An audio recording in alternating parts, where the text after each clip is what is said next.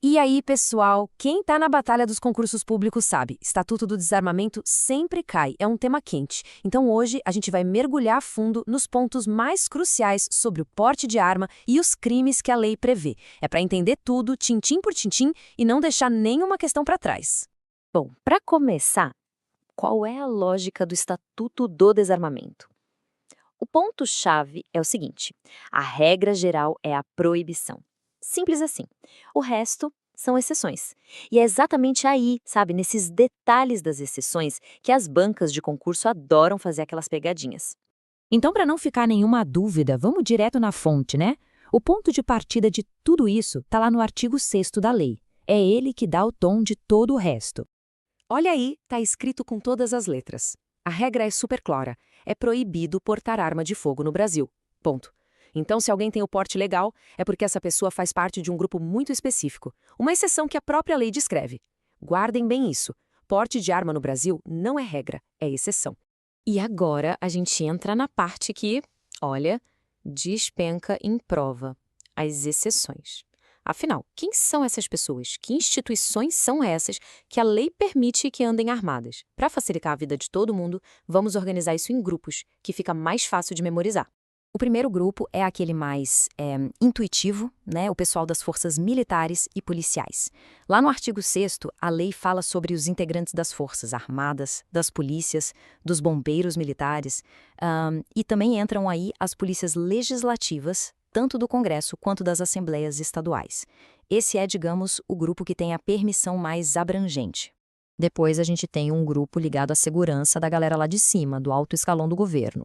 O mesmo artigo 6º autoriza o porte de arma para os agentes da ABIN, a Agência Brasileira de Inteligência, e também para o pessoal do GSI, o Gabinete de Segurança Institucional da Presidência. Agora, olha só, muita atenção nesse ponto, porque aqui a lista aumenta e os detalhes são importantíssimos. A lei também dá o direito ao porte para agentes e guardas prisionais, guardas portuárias, para auditores da Receita Federal e do Trabalho e também para aqueles servidores que trabalham na segurança do Judiciário e do Ministério Público. E o detalhe é que cada um desses grupos tem regras bem específicas. E para fechar essa lista de exceções, a gente tem o setor privado e alguns casos bem especiais. Estamos falando das empresas de segurança e de transporte de valores, né, que o pessoal trabalha armado. Também tem os atiradores desportivos, mas só no caminho para o local da competição, viu? E por último, uma figura bem diferente, o caçador de subsistência, que a gente já vai ver os detalhes. Mas calma lá, não é só pertencer a uma dessas categorias e pronto. A lei é cheia de condições, de requisitos, e é exatamente aqui que moram aquelas pegadinhas que derrubam muita gente na prova. Vamos dar uma olhada em duas que são clássicas. Olha só que interessante isso aqui. Para um agente prisional poder andar com a arma fora do serviço, a lei exige 3 coisas. E não é uma ou outra, não, são as 3 juntas. Primeiro, dedicação exclusiva. Segundo, ter passado por uma formação funcional específica. E terceiro, estar submetido a um controle interno. Se faltar qualquer uma dessas, já era, não pode portar. Outro caso que é um prato cheio de detalhes é o do caçador de subsistência. A permissão aqui é muito, mas muito restrita.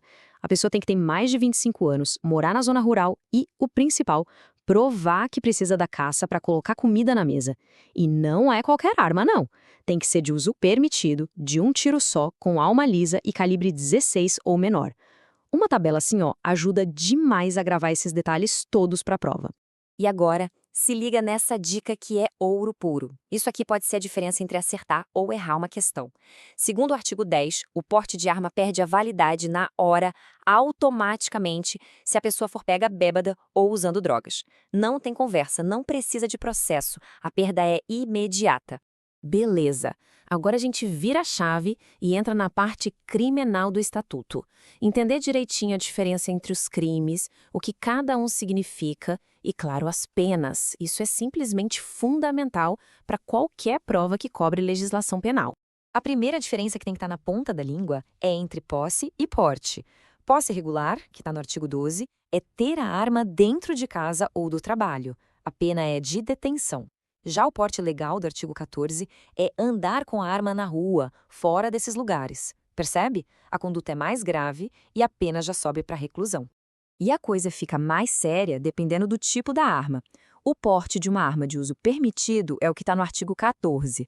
Agora, se a arma for de uso restrito, aí a gente já pula para o artigo 16, que pune tanto a posse quanto o porte. E a pena, já é bem maior, de 3 a 6 anos. E tem mais, se a arma for de uso proibido, a pena dispara para 4 a 12 anos. Ou seja, a classificação da arma muda completamente o cenário. Subindo na escala de gravidade, a gente chega no comércio ilegal e no tráfico internacional. O artigo 17 é sobre vender, alugar, fazer negócio com arma de fogo de forma ilegal aqui dentro do Brasil mesmo.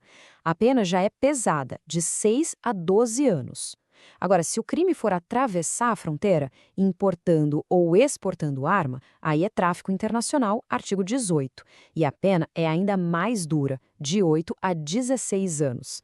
Agora, um número para gravar na memória: 50%. Fica com esse número na cabeça. Ele representa um aumento de pena em certas situações que as bancas, amam de paixão. E por que esse número é tão importante? O artigo 20 explica: a pena para a maioria desses crimes que a gente viu sobe pela metade, ou seja, 50%, em 2 casos. Primeiro, se quem comete o crime é um integrante daqueles órgãos de segurança que a gente listou lá no começo, e segundo, se a pessoa for reincidente específico nesses crimes. A mensagem da lei é clara: a cobrança é maior para quem deveria dar o exemplo.